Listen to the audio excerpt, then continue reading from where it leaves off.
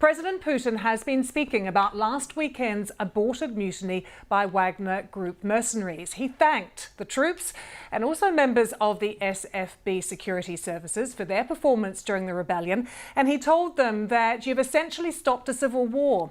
You acted properly and in a coordinated manner. Mr. Putin also acknowledging the death of a number of pilots who were killed in the mutiny. He was joined at the event, and this is significant, in the Kremlin by the Defence Minister Sergei Shoigu, whose dismissal the Wagner fighters had demanded. Lots to unpick here. Let's take you straight to our Eastern Europe correspondent, Sarah Rainsford, who joins us now. Sarah, good to see you. Firstly, how unusual is it that we would see President Putin giving an address to the security services like this? Well, I mean, the circumstances around all of this are really unusual, of course, right from Saturday with the mutiny itself. All of it extraordinary, all of it extremely dramatic. But I think what we're seeing now is President Putin really trying to seize the narrative, seize the story, and to prove that he's back in control. So this was him on Cathedral Square, right next to the Kremlin, inside the Kremlin, in fact, before long lines of his security forces. So all of them there, from his own presidential security service right to troops on the street, the Rosgvardia, this force set up initially to fight against protests inside Russia. So all of them lined up, and what the message was one of thanks.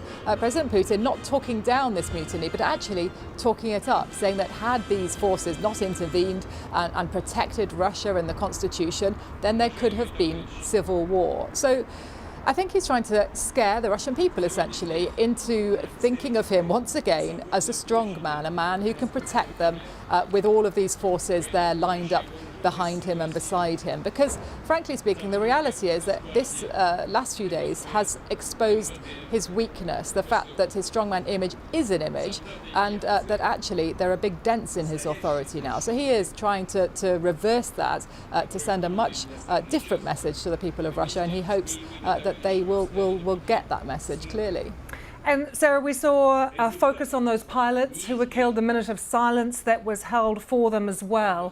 While the FSB is also saying the criminal case against Wagner is now closed. Is this an attempt, do you think, to kind of stop any anger about that sort of sense that there might be a lack of retribution here?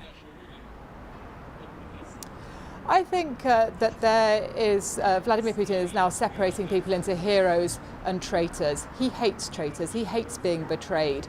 And he was very clear on Saturday when he came out initially in the midst of this mutiny and described it as a stab in the back of Russia. What he's doing today is praising those who stopped it as heroes, and that included, as you say, the pilots who were shot down as they were, he said, doing their duty, showing their loyalty to Russia, following orders in trying to stop the mutiny. Yevgeny Prigozhin, the man who led the mutiny, the leader of Wagner, the Wagner Group, he had also talked about those pilots in his own audio recording that came out yesterday, saying that they had been shot down, and he was very sorry about that, but ultimately he said that his column had come under attack. So, you know, this all was extremely serious. And I think the fact that the criminal charges have been dropped against the Wagner Group and anyone who was involved in this mutiny is really unusual. It's actually extraordinary. When Vladimir Putin has talked about someone as a traitor, it is really odd to see him or the FSB then say that they won't be prosecuted, because Russia is a country that puts people behind bars just for criticising the war in Ukraine, even for calling it a war. So, you know, people who led a mutiny are going free. That is interesting. Sarah, can I ask you about what is happening in Belarus? Alexander Lukashenko also speaking today. He's criticised the situation in Russia, saying he doesn't know how it was allowed to develop to this point. He said no heroes have emerged from the standoff at all, and he included himself in that. What role do you see now for him? Well, this is a really interesting one to watch. You know, what exactly is going to happen with any of those Wagner fighters who choose to go to Belarus, and indeed Yevgeny Prigozhin himself, if that's where he is. This morning we saw that a plane that is linked to Prigozhin landed near to Minsk.